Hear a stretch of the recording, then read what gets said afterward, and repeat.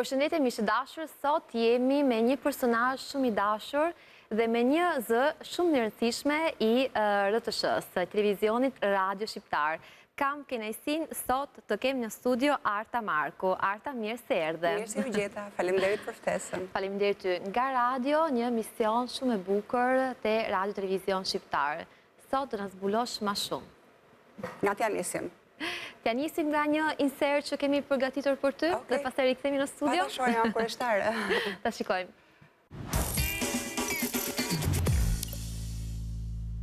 Arta, si lindi ideja i Palimpsest? Në fakt, është shumë e çuditshme, ishte një kërkesë për të se kisha shumë biblioteka, pra kisha shumë emisione bibliotek në radio, ishin 3, edhe më kërkuan që të bëja edhe diçka tjetër. Edhe nuk di ta them, se nganjëherë disa gjëra janë irracionale, nuk e kupton se si të vinë sa ide, po mendoja që ndoshta edhe nga që vetë kam qef të reflektoj mbi njeriu, mbi të brendshmet, mbi stresat që i mbi vendosen gjatë jetës, gjatë ekzistencës, duke mësuar. Edhe nisa këtë emision ku ftoj persona të ndryshëm të jetës publike shqiptare, por dhe jo publike, dhe i kërkoj të flasin për veten, por nuk i kërkoj si thua në mënyrë të drejtë për drejtë ma tregojnë jetën e tyre, po i bëj disa pyetje mbi miqt, mbi vuajtjet, mbi frikrat, dhe nisem gjithmonë, dhe mendoj që kjo është gjëja si thua paksa më ndryshe, nisem gjithmonë nga një fragment letërsie, të themi nga një poezi, ose nga një fragment interviste, nga një fragment proze, pra më nxit gjithmonë një shkrimtar ose një poet për t'i bërë një pyetje të ftuarit tim dhe për ta zbuluar pak, për ta treguar se kush është ai së brendshëm, se ne njohim sipërfaqen gjithmonë. Shumë vërtet. Mund të jetë kjo risia e re që publiku do shikojë dhe do ndjeki në emision? Publiku do ta dëgjojë. Nuk është e re, është një emision që është prej disa kohësh në fakt në Radio Tirana. Po ajo që më pëlqen shumë është ndjesia që kanë të ftuarit e mi. 2 emocione përftojnë ata. Atë intimitetin që të krijon radioja, dhe kjo më ka bërë të kuptoj se sa e bukur është radio, se sa bukur perceptohet radioja, dhe u pëlqen shumë të flasin për gjërat e brendshme të thella të tyre, të ndjesit, emocionet, u pëlqen shumë të flasin. Edhe mua më pëlqen shumë të flas me ta për këto gjëra. Nga radio në televizion, po ke dëshirë, po ke mundësinë të përzgjedhësh një nga këto të dy, çfarë do kishe zgjedhur? Në fakt, ku ndihesh më mirë? Po, në fakt, është e kundërta, unë isha nga televizioni në radio, pra kjo përvoja e radios ishte një gjë që se kisha menduar ndonjëherë, po kur e zbulova më shijoj shumë. Tani janë 2 ndjesi të ndryshme, Benjada, dhe nuk mund të them që njëra është më bukur se tjetra. Le të jenë të dyja, për fat, ka mundësinë për t'i pasur të dyja. Por kjo ndjesia të folurit në zë, thuajse në heshtje, është shumë e bukur, është jashtëzakonisht, nuk do doja të mos e kisha. Do ndjekim tani bashkë disa momente nga programi Bibliotek.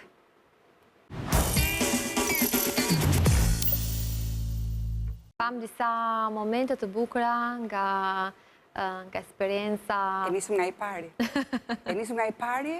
11 vjet më parë, 14 vjet e gjysmë. Ishte shumë interesante që ta rishikoja edhe një herë, sepse nuk ka qelluar që t'i rikthehem atij emisioni. Si kujton këto momente tani që patë mundësi të shikojmë në pak sekonda? Më pëlqyen zgjedhjet, më pëlqeu shumë që ishte zgjedhur për shembull Rikard Liarja. Ai në fakt është aktor, njihet si aktor. Po dhe për masën e shkrimtarit i kishte shumë interesante, po mbi gjitha ai ishte njeri shumë i ditur dhe kjo më pëlqente shumë. Kush është gjëja më e bukur që merr nga këto eksperiencët, nga prezantimi, nga programi, nga emisioni? Beneta, gjëja e parë është kënaqësia që unë marr nga leximi, pra kjo është një zgjedhje tërësisht individuale. E kam bërë vetë këtë zgjedhje dhe për fat më është krijuar mundësia për ta bërë, sepse mua më pëlqen shumë të lexoj. Unë ndihem shumë mirë në botën e librave brenda historive të tyre. Por ndoshta ngjan pak egzageruar, por është e vërtetë të fakt që çfarë më pëlqen mua jashtëzakonisht nga këto biseda është ajo që përfitoj. Pra janë disa prej bisedave që unë bëj në bibliotekë, janë seleksione të jashtëzakonshme për mua. jo vetëm për letërsinë, po mbi gjitha për zbulimin e njeriut. Pra, është ajo, sepse lexojmë në fund të fundit. Jo, e kisha fjalën për atë reflektimin që i imponon njeriut letërsia për të brendshmën e vet. Janë disa pyetje ekzistenciale që ne kurrë nuk i kemi dhënë dot përgjigje, ende si kemi dhënë dhe vështirë se do t'i japim. Mirë, po të reflektosh mbi ato pyetje, është shumë interesante. Edhe këtë ma mundson biseda me të ftuarit e mi në bibliotekë. Me ftuar që ke pasur në emisionin Palimpsest, kush ka qenë historia më e bukur ndoshta që të ka mbetur ose që të ka frymëzuar? Ndoshta nuk mund të them më të bukurën, po mund të them disa histori. Nga ato që pikërisht kanë lidhje me këtë që sapo thash, me reflektimin mbi njeriun. Dhe më kanë befasuar, sepse unë në fillim i kërkoj të ftuarve që të ndalojnë, të kthejnë kohën pas në të shkuarën e tyre dhe të nxjerrin një histori, po nga ato histori që ti nuk i harron dot, jo për atë që ka ndodhur, po për leksionin që të kanë lënë pas. Pra çka ke përfituar nga ajo? Se në jetën tonë, hap pas hapi, gjatë gjërave që na ndodhin, diçka mësojmë. Këto mësimet i gjithmonë në angulitën, nga njeri harrojmë, kemi nevojë prapë për të na ndodhur diçka tjetër. Po disa na mbeten. Dhe mua më kujtohet, do ketë qenë një nga emisionet e para me Eleni Laperi, që është një studiuse arti.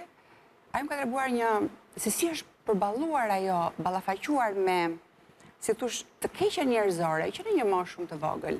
Dhe më tha që në qytetin ku ajo jetonte, vajte një ekip nga një revistë fëmijësh të rinj, ndoshta nga Pionieri, ndoshta nga Fatosi, nuk e di, dhe u kërkon nxënësve që të shkruanin diçka. Dhe pastaj ata do të zgjidhnin nga ato tekste të shkruara nga nxënësit për ta botuar në revistë. Eleni tha, unë u përpoqja shumë, tha, bëra diçka, dhash maksimumin tim dhe bëra diçka që e krijova vetë, diçka autentike, diçka timen. Një shoqja ime tha i kishte rënë shkurt dhe kishte marrë një, të themi, një këngë apo një prallë apo një fabul popullore nga ato që njiheshin në zonë. Dhe sigurisht ajo ishte perl popullore, dhe kjo i bën më shumë përshtypje ekipit që vjen nga revista, që vjen nga Tirana, dhe pikërisht këtë tekst boton. Pra, ajo e kuptoi se me sa duket, nuk është e thënë, pra jo gjithmonë, duhet të jesh i ndershëm, i sinqert, duhet të bësh, të japësh maksimum, dhe nga njerë duhet abuzuar, me sa duket dhe të përballesh me gjëra të tilla, që në një moshë të vogël është rënditse, është nuk e harron dot atë. E jetës. Dhe e njëjta histori më është përsëritur para disa javësh me një studiuse letërsie tashmë, Anila Mullaj, e cila më tregoi se si kishte fituar të gjitha fazat e një konkursi letërsie dhe po pritej tani faza finale që do të bëjë Olimpiadës, që do të bëjë në Tiranë, dhe kjo kishte fituar në të gjitha shkollat e qytetit të saj. Dhe po priste, po përgatitej me mësuesen e vet të letërsisë dhe po priste që të vinte momenti për të shkuar në Tiranë. Kalon shumë kohë, atë nuk e thret askush. Pa prit pas merr vesh që në fakt kishte shkuar vajza e, pra s'kishte rëndësi se sa e zonja, por kishte shkuar vajza e një njeriu të rëndësishëm të qytetit. Edhe ajo ishte vajzë e re, ishte e vogël, ishte në 8 vjeçare. E me këto ballafaqime, domethënë, të të rëndisin, të nuk të... Po, të të rëndisim dhe nganjëherë... Nuk të bëjnë më të keqë, nuk të bëjnë më të keqë, të regojnë thjesht si është bota. Po, të regojnë si është bota, po nganjëherë ndoshta mund të bëjnë akoma të rritësh, ndoshta të pjekësh edhe para kohë, të piqesh para kohë, në gjëra pozitive ose në diçka negative, po mund të edhe negative të raforcon, këtë do të thoja. Në rrugtimin tënd dhe në karrierën tënde, kush ka qenë vështirësira më të mëdha që ke hasur në profesionin tënd? Si grua, si moderatore, si profesioniste? Ja, tani që përmendet gruan, po mendoj që nuk është daq e thjeshtë në fakt. Më kujtohet sepse të jesh grua në këtë botë është shumë e vështirë dhe dua të është e vështirë. Edhe prapë do reflektoj përmes letërsisë. Mamaja ime i kishte syt jeshil, titullohet libri, i cila flet pikërisht për pritshmërinë e botës, e të njerëzve, ndaj gruas dhe sidomos ndaj nënës. Pra ata njerëzit sot kudo në botë, jo vetëm në Shqipëri. Presin nga nëna që ajo të jetë super njeri, ajo të bëjë të gjitha, ajo të bëjë të gjitha e jashtëzakonshme, pra të bëjë të gjitha mirë, të bëjë të gjitha në më të shkëlqyer. Po një grua është njeri si gjithë të tjerët, me dobësitë e veta, me pamundësitë e veta, e diku mund të çaloj, mirë po, bota e goshdon gruan që çalon diku. Ja, kjo ndoshta është vështirësia edhe imja duke mos bërë përjashtim nga bota, do me thënë që, po jo vetëm njerëzve, jo vetëm sepse bota pret nga gratë që t'jenë super njerëz, edhe vetë gratë ndoshta e bëjnë veten fajtore, kur në një moment të caktuar nuk ja dalin. E kjo nuk është e thjeshtë, Për çfarë arsye e bëjnë fajtore? Sepse nuk ja dola, sepse nuk e bëra do të mirë këtë gjë, sepse lash diçka mangut, psikologët për shembull marrëdhënie me fëmijët, psikologët gjithmonë ata thonë prindrit, po fokusin e kalojnë gjithmonë tek nëna, nëse fëmia nuk është në lartësinë e duhur, mamaja e ka fajin, sepse ajo se ka vënë re, sepse ajo ka shkuar në punë, për shembull, i është kushtuar punës. Se di tani se si duhet t'i bëjë njeriu të gjitha në mënyrë të shkëlqyer, është e pamundur, nuk i bën dot. Është e pamundur, patjetër. Dhe sigurisht ndoshta edhe falas librat dhe falas histori të bukura, frymëzohemi dhe njerëzit ndoshta bën më fort për të përballuar edhe si të jetës. Ndoshta edhe emisioni yt të tregon disa histori të ndryshme të jashtëzakonshme. Të jashtëzakonshme. Të jashtëzakonshme. A do të tregoj një libër tjetër që kam lexuar së fundi dhe që ka të bëjë me gratë? Se historitë me gratë mendoj që janë histori që shoqëria shqiptare sot ka nevojë. Duhet t'i lexoj patjetër. Pra është një libër që duhet bërtitur për këtë libër. Ishte shumë e çuditshme kur e lexova. Nuk po më kujtohet titulli tani, po ndoshta më kujtohet gjatë bisedës. Po, s'ka problem. Tregon se si në Irlandë, në shekullin e 20, në fund të shekullit të 20, ekzistonin ende disa manastire ose vende grumbullimi grash, po që kishin lidhje me fenë, sepse feja i kishte, si thua, organizuar, ku shkonin, ku mbylleshin disa gra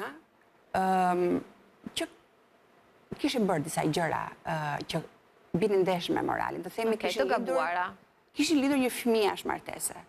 Dhe kjo ndodhte në shekullin e 20, në fund të shekullit të 20. Dhe këto vajzas ishin vajza të reja, ishin ende të papjekura, i çonte familja, sepse nuk i donte familja. Dhe aty ato gra, ato vajza, bënin një punë prej sklavi, lanin rroba, gjithitën lanin rroba, dhe fëmijët u amerrnin. Dhe tronditja më e madhe ishte se si mund të trajtohej një grua në këtë mënyrë në mes të Europës në shekullin e 20. Një grua që s'kishte asnjë lloj faji në këtë rast. Asnjë faj, po çfarë faji ka një grua sepse ka lindur një fëmijë martese, në fund të fundit ndodhen dhe gjëra të tilla, duhet i pranojmë disa gjëra. E nuk mund ta marginalizosh një grua për këtë arsye, është absurde ta bësh. Po në këto po flasim për viteve. Flasim për vitet 80, fundi viteve 80 të shekullit të 20 dhe këto që quheshin gjithashtu lavanderit Magdalen ose manastiret Magdalen, janë mbyllur në fakt, u bë një zhurmë e madhe, janë mbyllur në fillim të shekullit të 21, tani nuk ekzistojnë më, të paktën në botën e zhvilluar. Ama shiko se si trajtohet gruaja deri kaq afër kohës tonë dhe sigurisht që problemet dihen se janë ende edhe sot. Dhe mund të themi që gjërat sot kanë ndryshuar. Shpresojmë. Si thonë italianët, per fortuna, për fat të mbar, sepse këto janë gjëra që absolutisht duhet t'i bërtasim, t'i flasim dhe janë disa situata që edhe po kanë ndryshuar. Gratë shqiptare sot akoma e vuajnë dhe falas letërsi ndoshta mund të gjejnë edhe një zgjedhje. Në letërsi, si i përzgjedh librat që ti zgjedh të lexosh? Edhe të trajtosh në këtë rast? Sigurisht që duhet bërë një zgjedhje, sepse librat janë të stërmbushura, me libra të botuar tashmë dhe me libra që botohen për ditë shumë. Atëherë mua më duhet që t'i referohem pak përvojës time dhe të them që cilët janë shkrimtarët që unë i kam lexuar, pra i njoh, dhe që nuk do të më zhgënjejnë, ose cilët janë përkthysit, ose cila është shtëpia botuese që i ka botuar. Pra, e kam thënë dhe herë të tjera këtë, që janë 3 pika të rëndësishme mbi cilat unë mbështetem për të zgjedhur një libër, për ta lexuar dhe pastaj për ta trajtuar në bibliotekë, që është autori ose autoria, përkthyesi ose përkthyesja dhe logoja e shtëpisë botuese, sepse dihet tashmë që shtëpitë botuese dinjitoze e kanë krijuar emrin dhe ato zor se gabojnë. Nëse gabojnë, ndodh shumë rrallë, domethënë. Kështu që nisem nga informacionet që kam, pra nga bagazhi që kam krijuar në këto vite. Arta, nga eksperjenca jote, në këto vitet e fundit, sepse kemi folur edhe në disa raste të tjera, lexuesit po humbasin pak dëshirën ndoshta për të shkuar në bibliotekë. Pse po ndodh ky fenomen? Çfarë po ndodh publikut sot shqiptar dhe shoqërisë shqiptare? Në gjithë botën. Në gjithë botën po ndodh. Do të thënë nuk është një diçka që ndodh vetëm në Shqipëri, jo, por nuk është. Është e përhapur. Jo, nuk është. Pra teknologjia, si thua, ja ka zënë vendin leximit. Por unë nuk mendoj që shqetësimi më i madh është fakti që njerëzit nuk shkojnë në librari, sepse mund të lexosh në tablet, mund të lexosh gjithsesi. Shqetësimi më i madh që ka të bëjë me Shqipërinë, mendoj që është shpërfillja e leximit në gjuhën shqipe. Pra, është me statistika, e kam informacionin nga librarit, nga libraria Adrion, që është edhe më situash qendrorja. Shkojnë të rinj në librari, se shkojnë të rinj në librari, ama zgjedhin për të lexuar, për të bler libra në anglisht. Në anglisht. E kjo do thotë që Shqipja... Ky fenomen ndodh edhe te fëmijët të vegjël, që në ka eksperienca ime shikoj mosha 5 vjeçë, 6 vjeçë, gjuhë e parë flasin vetëm anglisht. Është një problem shumë i madh ky për Shqipen, është për Shqipen shumë i madh. Po dhe për ata vetë, edhe për njerëzit vetë, sepse në fund të fundit gjuha është identitet. Të lexosh në gjuhën tënde është e domosdoshme, por dhe të lexosh shkrimtarët e tu është e domosdoshme. Dikush mund të thotë që e thon shumë këtë gjë.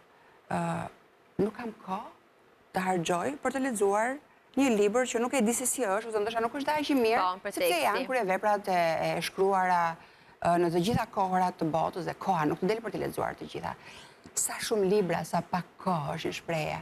Mirë po, të lexosh autorin tënd, do thotë që të njohësh veten përmes tij, sepse në fund të fundit sado universale është letërsia, janë disa detaje lokale dhe personale që ti duhet i dish. Ti kur lexon një autor italian, ti ke botën e Italisë aty, një amerikan, po kështu, një francez, po kështu. E për ta njohur dhe për ta kuptuar më mirë se si funksionon ajo e brendshmja jote, tipike shqiptare, lokale, individuale, është përmes letërsisë shqipe. Nga sugjerimi jot, çfarë mund të bëjmë ne si shoqëri për të afruar gjithmonë më shumë publikun të lexojë një libër të mirë? Që nuk po flas për libra, për romanze, për libra dashurie, po flas për poezi, për librat e Kadares dhe për shumë libra të tjera. Edhe romancat dhe librat e dashurisë, le të lexohen, pse jo? E rëndësishme është të lexohet. Po, e kisha te librat pak më... Pasi secili lexon sipas shijes së vet, sepse nëse ti jep dikujt një libër që nuk ka lidhje me shijet e tij, do ta humbas kontaktin me leximin. Kështu që le të lexoj secili librin e vet. Tani nuk dua të se nuk kam ardhur këtu për të dhënë mend, për të dhënë sugjerime. Po jo, nuk është për të dhënë mend, por ndoshta një këshill mund të jetë gjithmonë. Por mendoj që kjo gjë, pra ndryshimi, duhet filluar nga të vegjëlit, duhet filluar nga fëmijët. Që të vegjëlit fare që u lexojnë librat prindrit dhe pastaj me ata që fillojnë dhe i lexojnë vetë. Se shpresa është e ky brez që është në formim e sipër, që është në hapat e para, ata mund të fillojnë të ecin në rrugën. Ata që s'kan lexuar, që janë sot 40 vjeç e që nuk kanë lexuar, nuk do lexojnë kur, thua. Çfarë ti bësh atyre? Nuk është e vështirë. Nuk i di, sepse ndoshta edhe ata që janë në moshën 40 vjeç mund të fillojnë, mund të gjejnë një pasion të re dhe të inspirohen të lexojnë një libër ndoshta pak më thjesht. Po, është edhe ka edhe një detaj se të mos ta shohim të gjithë gjën e errët. Për shembull, kam vërej që në fillime, të themi 10 vjet më parë, kur bëje një takim me shkrimtarin dhe me publik, ishte shumë e vështirë të mblidhje njerëz, nuk para vinin njerëz. Tani gjithmonë më shumë njerëzit interesohen, pra vinë dhe duan të bëjnë takimet me shkrimtarët, duan të dinë se çfarë bëhet me librat. Kështu që ndoshta edhe këto metodat për të bërë sa më shumë promovime, për të bërë sa më shumë takime me shkrimtarë, po emisione, RTS-ja për shembull e përmbush këtë gjë, jo vetëm me bibliotekën, po edhe me emisione të tjera, po edhe në radio. Kam parë edhe në rrjetet sociale, faqe të caktuara që flasin për libra, që propozojnë.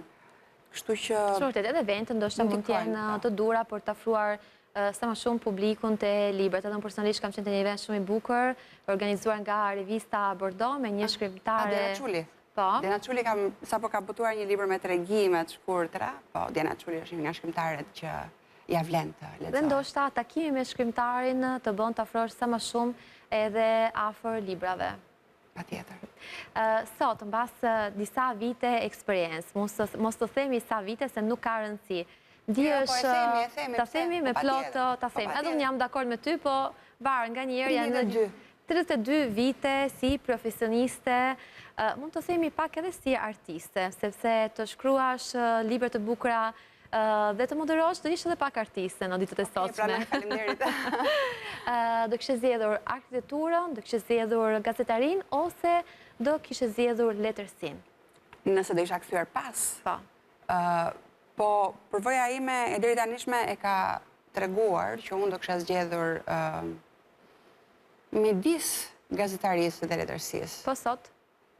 Të njëjtën gjë do kisha. Të njëjtën gjë. Nuk e ndryshuar. Po, kjo bota në cilën jam futur me vedije të plot, është bota që më pëlqen. Më pëlqen shumë kjo gjë. Pra, e ke parasysh atë që zgjidh punën që të pëlqen, sepse nuk do të duhet të punosh kurrë. E kjo është e rëndësishme, kur bën një punë që të pëlqen, nuk e ndjen si punë, e ndjen si kënaqësi, është shumë e vërtetë. Jam dakord. E kam të provuar. Jam dakord edhe me ty. Një pyetje që më pëlqen shumë dhe më kam bërë edhe mua personalisht, është dhe më pëlqen ta bëj edhe ty sot, çfarë këshillë do t'japësh artës 20 vite më parë?